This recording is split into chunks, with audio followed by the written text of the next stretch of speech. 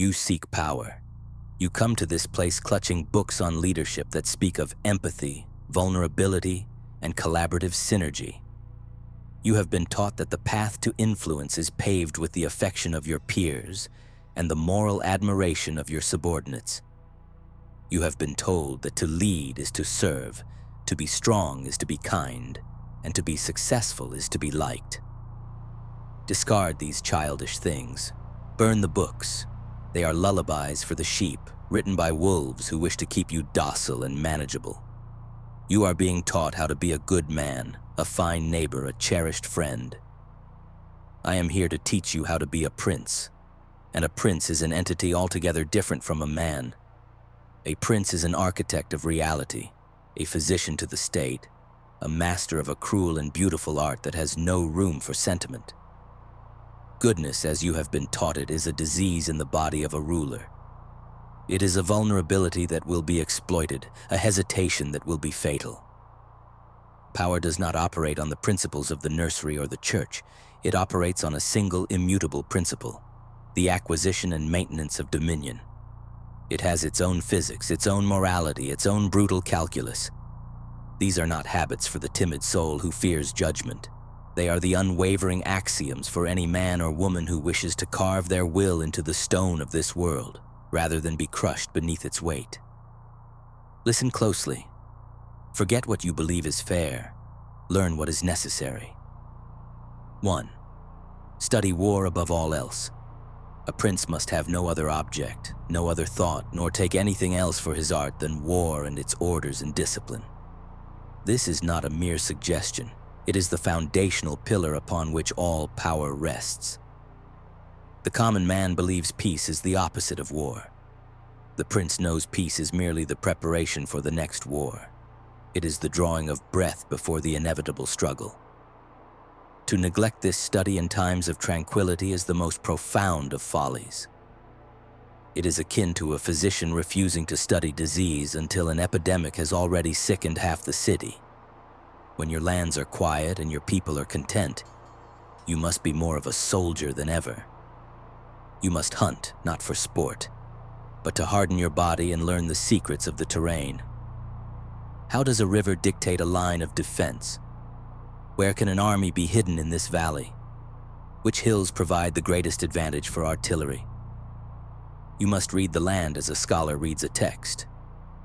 Furthermore, you must study the actions of great men of the past. Examine the campaigns of Hannibal, Caesar, and Alexander. Do not read them as stories of glory, but as technical manuals. Why did one succeed where another with a greater force failed? Deconstruct their victories and, more importantly, their defeats. A loss is a far better teacher than a triumph.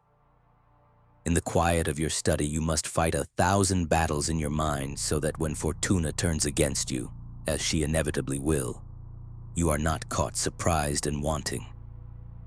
Your mind must be a fortress, an armory of strategy, long before your state requires a physical defense. All other arts, of commerce, of architecture, of diplomacy, are secondary. For without the art of war to protect them, they are but trinkets in a house waiting to be plundered. 2. Master the art of appearance. Let us be clear on a point that makes the pious tremble. It is not necessary for a prince to have all the virtuous qualities, but it is absolutely necessary to appear to have them. To appear merciful, faithful, humane, religious, and sincere is of the utmost utility. To actually be all these things at all times is a ruinous liability. The state is a theater, and you are its lead actor. The masses, the vulgar, do not have the capacity or the desire to understand the complex and often unpleasant decisions required to maintain order. They judge with their eyes, not their minds. They respond to symbols, not substance. They want a ruler who embodies the virtues they admire. Your task is to project this image to become a living icon of clemency and piety, so that they may sleep soundly under your protection. Meanwhile, your mind must remain cold, calculating, and prepared to act in complete opposition to these virtues, should the security of the state demand it. You must be able to bless a new church in the morning with a face of beatific devotion and sign a death warrant for a subversive faction in the afternoon with a hand that does not tremble. Men are so simple and so subject to present necessities that he who seeks to deceive will always find someone who will allow himself to be deceived. Let your people love the mask you wear. It keeps them content. But never for a moment forget the face that lies beneath it, for that is the face of the true ruler. 3. Emulate the fox and the lion. A wise ruler must understand that he cannot and should not keep his word when it is to his disadvantage, and when the reasons for which he gave it no longer exist. This is a hard truth, and to navigate it, a prince must learn from the beasts. He must be a synthesis of the lion and the fox. The lion in all his majestic power is a fool to traps. His brute strength cannot save him from a simple snare hidden in the leaves. The fox, in all his cunning, is defenseless against the wolf pack. His cleverness cannot save him from being torn to shreds. A prince who is only a lion will inevitably be trapped.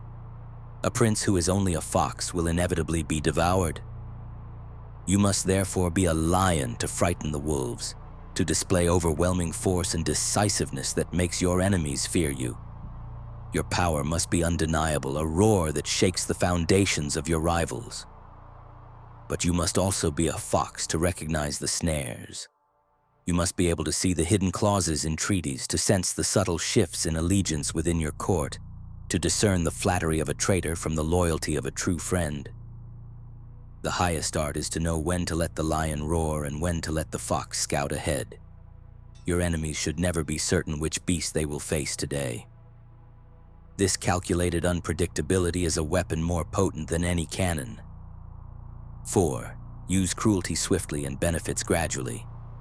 When a prince seizes a state, he must determine all the injuries that he needs to inflict and inflict them all at once.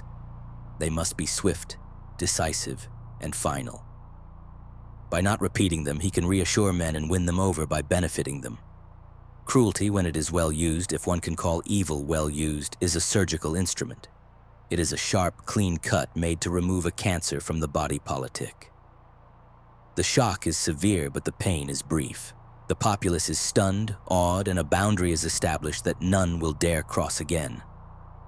Cruelty that is ill-used is that which, although slight at first, grows with time rather than diminishes. This is the death of 1,000 cuts. It creates not fear, but a simmering, perpetual hatred. It is a festering wound that never heals and poisons the entire state. Benefits, conversely, must be administered as a slow, steady drip. A single grand gesture of generosity is forgotten in a week, but a constant small stream of favors, promotions, and public works creates a climate of continuous gratitude and dependence. It makes the people feel that their well-being is tied directly to your own. Each small benefit is a thread, and over time these threads weave a tapestry of loyalty that is far stronger than one bought with a single act of largesse.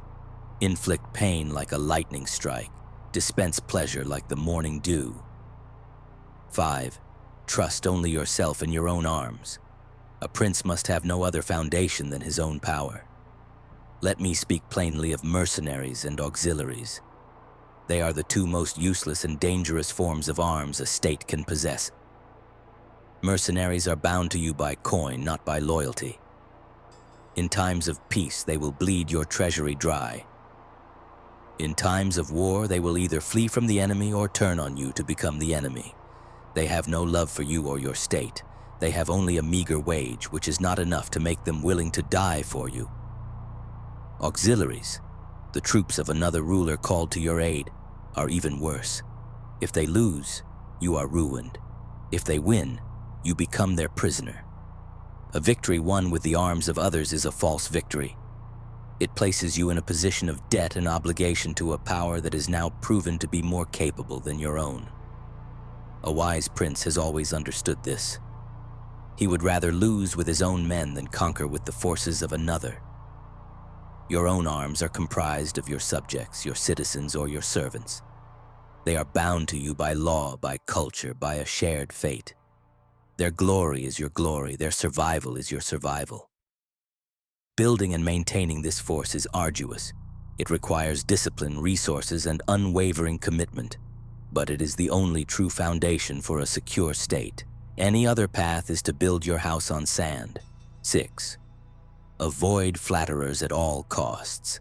There is no plague more insidious in the court of a ruler than the plague of flattery. Men are so self-satisfied in their own affairs and so easily deceived that they fall prey to this pestilence without even realizing it. The flatterer is a purveyor of sweet-tasting poison. He tells you what you wish to hear, not what you need to know. He builds a wall of beautiful lies around you, isolating you from the harsh truths of your own kingdom.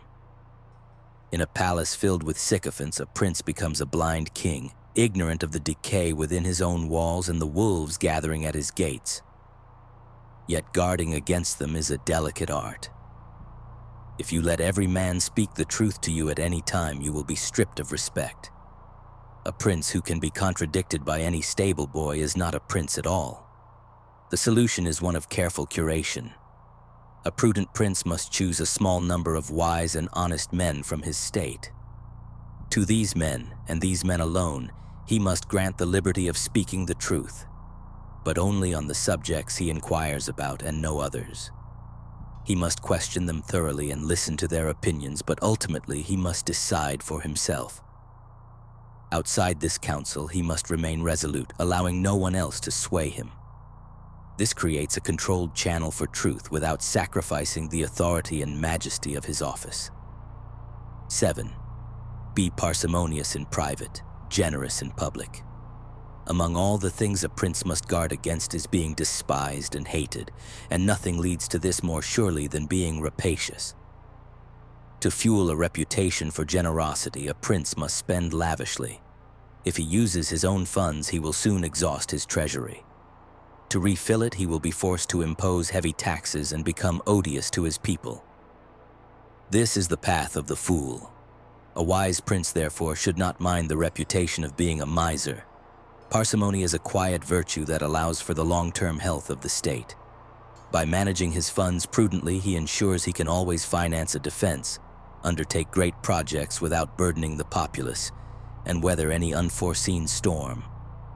There is, however, a time for generosity, when you are spending the wealth of others.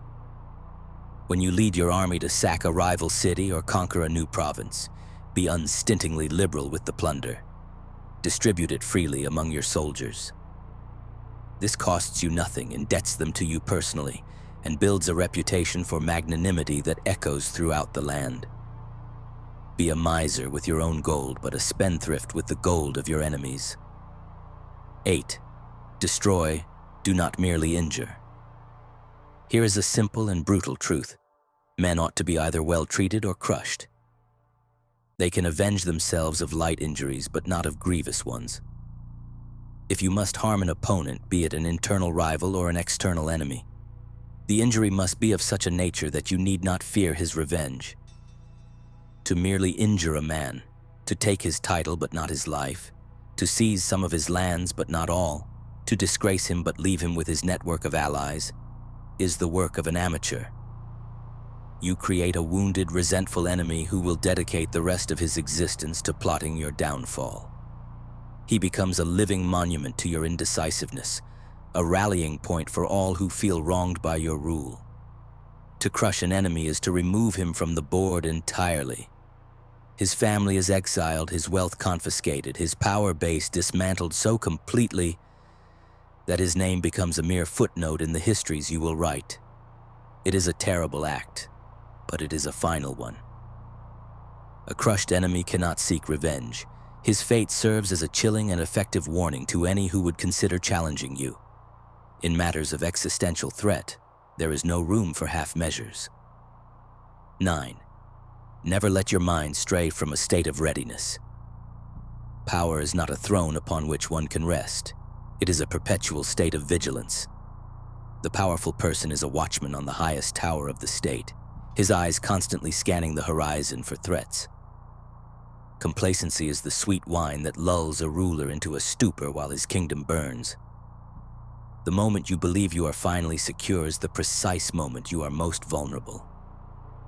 Your mind must always be in a state of readiness. Every alliance must be re-evaluated, every subordinate's loyalty questioned, every border re-examined. Think like your enemies. Where would you attack your own state? What are its weaknesses?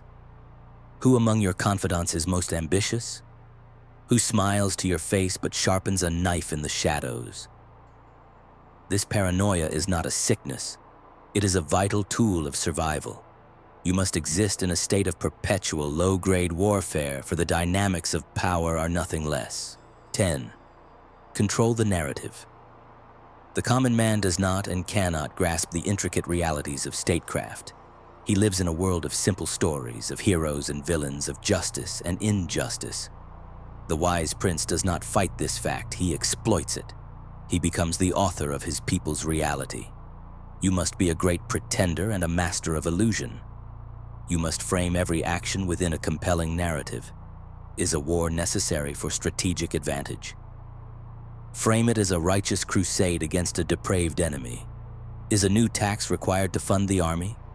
Frame it as a patriotic contribution to collective security.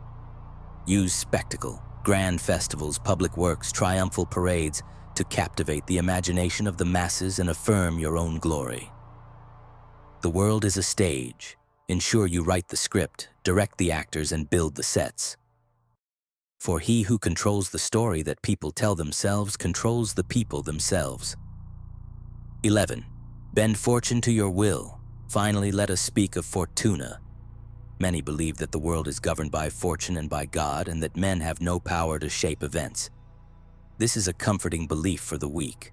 I, however, believe that fortune is the arbiter of one half of our actions, but that she leaves the other half, or close to it, to be governed by us.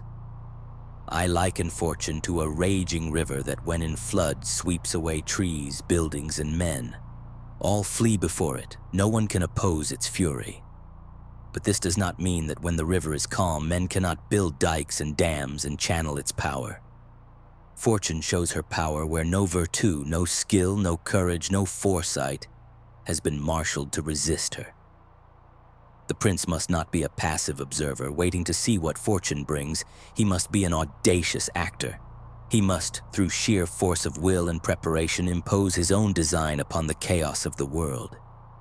It is better to be bold than cautious, because fortune is a woman, and if you wish to keep her under, it is necessary to beat and ill-use her. She allows herself to be mastered by the audacious rather than by those who proceed coldly. This, then, is the curriculum. It is a lonely and demanding path, devoid of the comforts of conventional morality. It is the art of the architect of power, the physician of the state, who knows that to save the body, a limb must sometimes be sacrificed. You will be judged not by your intentions, but by your results. The only meaningful verdict is the survival and glory of your state. Now go and govern.